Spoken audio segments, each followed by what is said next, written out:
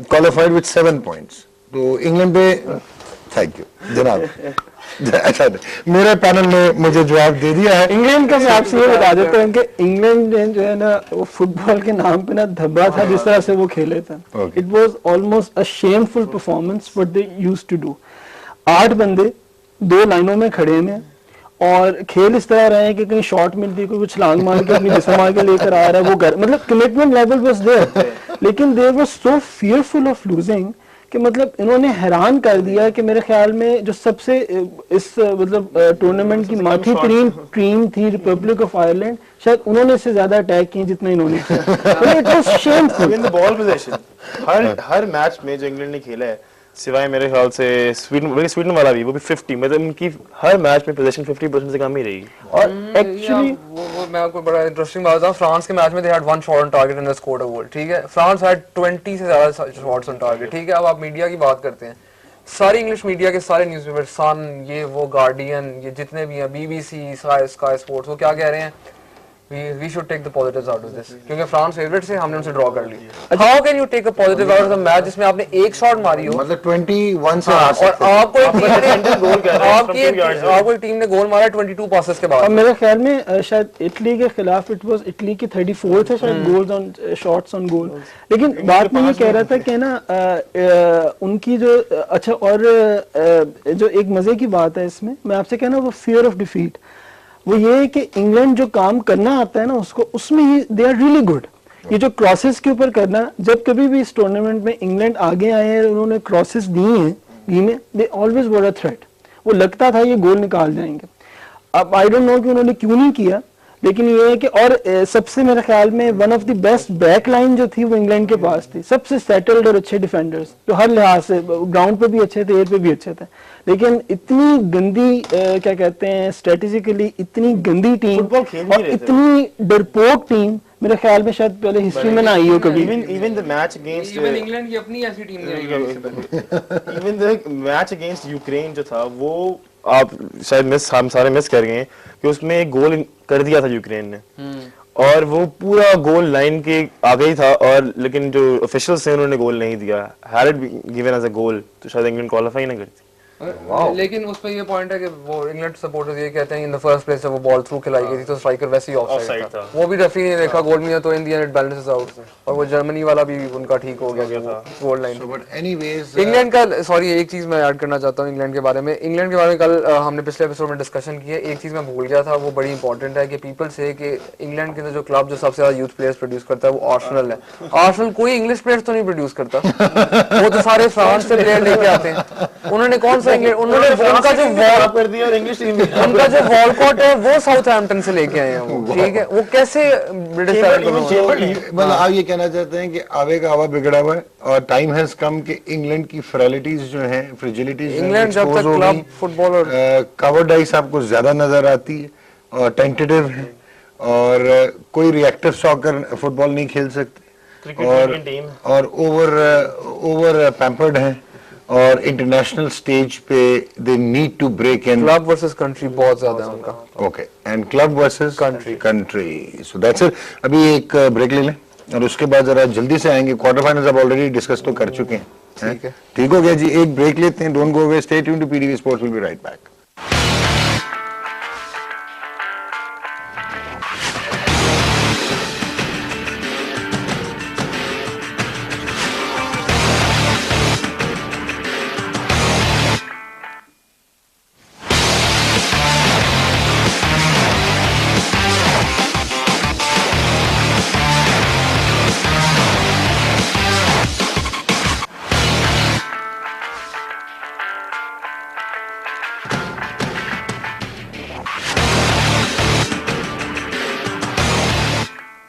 Welcome back. आप देख रहे हैं the changing face of football Euro cup 2012 और now it's time to discuss very quickly the quarter finals.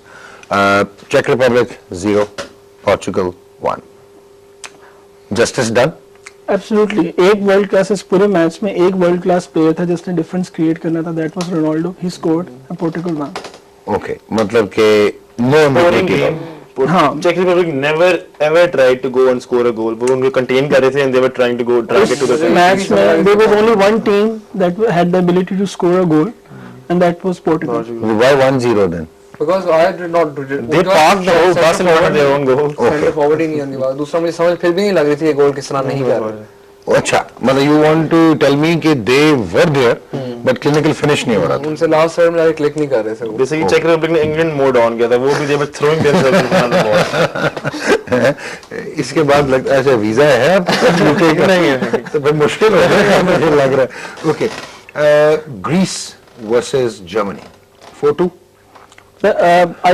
दो गोल कंसीड क्यों किया जर्मनी ने ग्रीस से? सर पहला गोल जो था वो तो मैं जिस तरह आपको पहले बताया था कि दुनिया की जो सबसे एफिशिएंट टीम है वो ग्रीस है, तो ये कैसे कर जाते हैं ये पता नहीं, वही जानते हैं। ये दूसरा बंदा इसकी कोई लॉजिकल एक्सप्लेनेशन किसी को समझ नहीं आती और ये वो इतना कंसिस्टेंसी करते हैं कि ये फ्लूक भी नहीं है।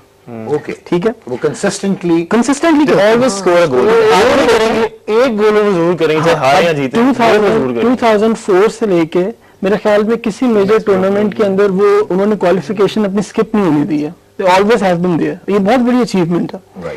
और उन्होंने गोल किया, लेकिन इस मैच के अंदर इसमें जो मेन पॉइंट था वो ये था कि जर्मनी की ऑफेंसिव स्ट्रेंथ, ग्रीस जैसी टीम जो कि बिल्कुल एक ब्रिक वॉल की तरह की डिफेंस करती होती है, उसको जिस तरह जर्मनी ने ओपन अप किया था ये उनकी एबिलिटी शो कर रही थी and that was great to watch.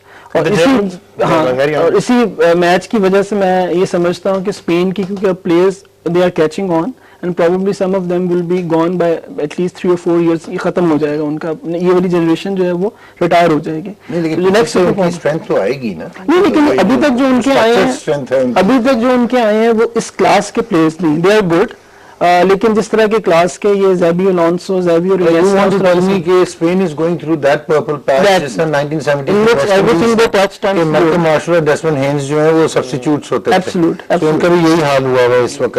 Australia का सुपरफ्लस टैलेंट एकदम खत्म हो गया। You are just trying to convey this point कि ठीक है कि उनकी स्ट्रक्चर्ड रीबिल्डिंग है, सब कुछ है, फाइनेंस भी है, फील्ड ऑफ प्ले भी है, लेकिन वो क्वालिटी जो इकट्ठे ही आ गए इतने सारे सुपरस्टार्स, वो शायद अब स्पेन मिस करेगा। वो स्पेन के ऊपर ज्यादा बात नहीं, मैं सिर्फ आपको ये कहूंगा Spain has always produce world class players. ठीक है, स्पेन का मसला उनकी हार्मनी नहीं रही, वो तो इकट्ठे आए हैं, वो डिटेल नहीं है, वो हमेशा ही इकट्ठे आते हैं। आप उनकी हिस्ट्री उठा के देखें, वो कहेगा मैं डिटेल में हम जब स्पेन पे प्रोग्राम कर लेंगे, क्यों नाराज होते हैं, आगे चलें। तो क्या कहते हैं, जहां तक जर्मनी और ग्रीस के मैच की बात थी ना, बेसिकली मैं उस मैच में योकिम लॉव जो उनका मैनेजर है उसका एब्सोल्यूट फैन हो गया था, क्योंकि ही अब मैंने एक्सपेक्ट किया, मैं कहा यार वो सेम खिलाएगा, he will stick to his guns, Mario Gomez, और वो he gave chance to people who had pace against a Greece team who he knew would be very organised, try to stop them. Greece ने clips देखी होंगी Germany की हर match की, और वो एक टोटली डिफरेंट वो अप्रोच से गया मैच के अंदर, एक टोटली डिफरेंट वे जर्मनी ने खेला है। और मारियो गोमेज को निकाला है, मिरोस्लाव क्लोसा को निकाला है, रूस और एब्सोल्युटली अमेजिंग इन देम, और some of the movement of the German players वो माइंड ब्लोइंग थी। एक मूव इतना अच्छा था, स्ट्राइकर को बॉल दी रूस ने और रूस खुद भाग के अंदर आया बॉल रिसीव करने, फिनिश नहीं हुआ, लेकिन फिलिप लाम वाला गोल, पूरी टीम की मूवमेंट, सामी कदीरा वाला गोल, absolutely brilliant performance वाला। So 4-2 Germany deserved to win against Greece, high scoring। और उसके बाद फ्रांस भाई कुछ नहीं कर सके, फ्रांस वर्सेस स्पेन 2-0, प्रेडिक्टेड कोई मैच ही नहीं था। डिसअपॉइंटमेंट थी वो ये थी कि फ्रांस ने बहुत बुरा खेला, इतना बुरा उनको खेलना नहीं चाहिए था। राइट, मतलब ये था कि France they were going ahead, final third में जाके कोई उनके पास होता ही नहीं था, they were clear signs थे वहाँ पे कि कोऑर्डिनेशन है ही नहीं, nil है। अगर आते थे they used to lose the ball, they never had a player to my favorite team England 0, Italy 0, and then 4-2 on the penalty shootout. How was it not 10-0 to Italy? I will never know. ठीक हो गया, possession was 65, नहीं करना discussion, नाराज हो नहीं, ऐसे नाराज नहीं, मैं वो आपसे कह रहा था। और ना मतलब उससे पहले जो मैच हुआ था ना एक मैं जिसमें बात करूंगा, जिसमें इंग्लैंड थोड़ा सा बाहर आया था, वो स्वीडन के खिलाफ था। अच्छा, अगर आप 1-0 से हार रहे हैं ना, या आप एक गोल से हार रहे हैं, तो आपको बहुत कैरेक्टर चाहिए होता है उसको उतारने के लिए। उस मैच में इंग्लैंड ने ये किया था, ठीक है, उन्होंने एक्चुअली 2-1 से हार रहे थे and they scored 2 goal. England के पास ये चीज थी, अब वो ये करते हैं क्यों नहीं है, इसकी कोई एक्सप्लेनेशन नहीं आती। सिर्फ एक ही चीज जो समझ आती है, जो सामने आती है, कि वो फियर ऑफ डिफीट है। कि हम कहीं हार ना जाएं। और वो खेले जाते हैं देशू वर्क ऑन दैट। नहीं, और वो खेले इसलिए थे कि वो पेनल्टी शूटआउट्स तक लेकर जाएं, और जब पेनल्टी शूटआउट्स पे जाते हैं तो उनको ये पड़ जाता है कि हमने तो पिछले पता नहीं 10 में से 1 जीती, तो अब इसमें तो हमने हार नहीं हारा। तो बड़ा एक अजीबो गरीब सा उनका जो है ना वो है कि हम पेनल्टी शूट्स में हार जाते हैं, उनका लास्ट रिजल्ट होता है ये कि भी एंड में दुआ से चल जाए हमारी कि हम पेनल्टी शूट जीत ही जाएं। ये क्या कहते हैं, इंग्लैंड फियर ऑफ लूजिंग वाली बात इतनी जेन्युइन है कि इंग्लैंड को फियर ऑफ लूजिंग, जब ये रोते थे ना कि हमारी गोल्डन जनरेशन है, कि ये जेरार्ड, लैम्पार्ड, स्कोल्स, बेकहम इकट्ठे हैं, और वो वाकई में गोल्डन जनरेशन थी, तब उनको फियर ऑफ लूजिंग। ये तो पहला टूर्नामेंट था जिसमें ये पहले से क्या थे, हमारा नया मैनेजर आया है, स्क्वाड नहीं हमारी, इसमें क्या फियर ऑफ लूजिंग था? और फिर भी वही बात डॉक्टर उस्मान वाली, कि फिर भी फियर ऑफ लूजिंग था। इंग्लिश मीडिया बेसिकली है जो इंग्लिश फैंस की एक्सपेक्टेशंस बढ़ाता भी है, अपने प्लेयर्स को बुरा भी वो करा देता है। जब अब 98 में आप देख लें, back to the world cup 98 France में, डेविड बेकहम क्वार्टर फाइनल से अर्जेंटीना के साथ, अर्जेंटीना ही वापस आ गया जी, आपकी favourite team. David Beckham got sent off, the match went on to penalties, हार गए वो, इंग्लैंड हार गया। ब्लेम बेकहम को दिया कि वो पेनल्टी टेकर था, वो रेड कार्ड ना लेता, बेकहम के पुतले टांगे वहां पे, बेकहम सार दिया बेकहम को वहां पे हर जगह। 2002 का world cup single handedly David Beckham उनको क्वालिफाई करके लेके गया। इस वाला उसका goal is one of the greatest moments in football history. वो उसके बाद डेविड बेकहम को ग्रुप में अर्जेंटीना मिली, डेविड बेकहम ने अर्जेंटीना का गोल मारा, David Beckham was almost in tears. मतलब वो ऐसे मोमेंट्स हैं, डेविड बेकहम वो हीरो बन गया वापस। फिर डेविड बेकहम आपको मदद कर, यूरो 2004 के मैचेस में उसने क्वालिफायर्स में अगेंस्ट टर्की, बहुत ही हीटेड मैच था वो, इंग्लैंड वर्सेस टर्की, बहुत मजे का मैच था। मतलब वो टनल इंसिडेंट से लड़ाइयां हो गई थी वहां पे। मतलब ये हो गया जो Turkish player English Premier League में गए, वो उन्होंने बिस्तर बैक कर लिए, वापस जा रहे हैं टर्की या तो और खेल रहे हैं। ये सीन हो गया था वहां। पेनल्टी बेकहम ने मिस की। यूरो का मैच था जो ओपनिंग मैच था यूरो 2004 का, जिसमें ज़िनेडिन ज़िडान सिंगल हैंडेडली 1-0 लीड आखिरी 3 मिनट में इंग्लैंड कैंसिल आउट कर दी। उस मैच में भी डेविड बेकहम 2-0 लीड कर सकता था, लेकिन डेविड बेकहम ने पेनल्टी मिस कर दी। डेविड बेकहम का वहां पे इंग्लिश मीडिया में डाउनफॉल, डेविड बेकहम बुरा, ये वो। इंग्लिश मीडिया सबसे पहले सेंसिबल अपनी टीम के लिए, लोगों को एक्सपेक्टेशन इतनी ना बढ़ाई। जिस तरह इस बार इंग्लैंड इसलिए खेल रहा था इस तरह कि यार लोगों ने एक्सपेक्टेशन नहीं की, चलो उनको सरप्राइज ही कर दे। वो जो ऑडेसिटी की बात थी ना, वो लैक कर रहे थे कि हमने यार हारना नहीं है, क्योंकि हार की वजह से हम बहुत जलील हो चुके हैं, इसलिए वो जीतने के लिए भी नहीं जा रहे थे। एक्स्ट्रा टाइम में गए ना, तो बेसिकली मेरा ये ख्याल है English couldn't believe their luck कि हम अभी भी निल फिर उन्होंने कहा चलो ऐसा करते हैं, किसी तरह शूटआउट में ले जाते हैं, शायद आज हमारा दिन। एक मैं आपको कोट सुनाता हूँ इसका, एक कोट सुनाता हूँ। मैच से पहले ना, एक 12 आवर्स पहले प्रेस कॉन्फ्रेंस के अंदर जो हार्ट से पूछा पेनल्टीज का, मुझे पेनल्टीज की तैयारी की है। उसने कहा मैंने 2002 से लेकर 2012 तक इटालियन जितने भी प्लेयर्स हैं उनकी हर एक पेनल्टी, क्लब फुटबॉल के लिए भी और इंटरनेशनल फुटबॉल में भी, सारी पेनल्टीज देखी हैं।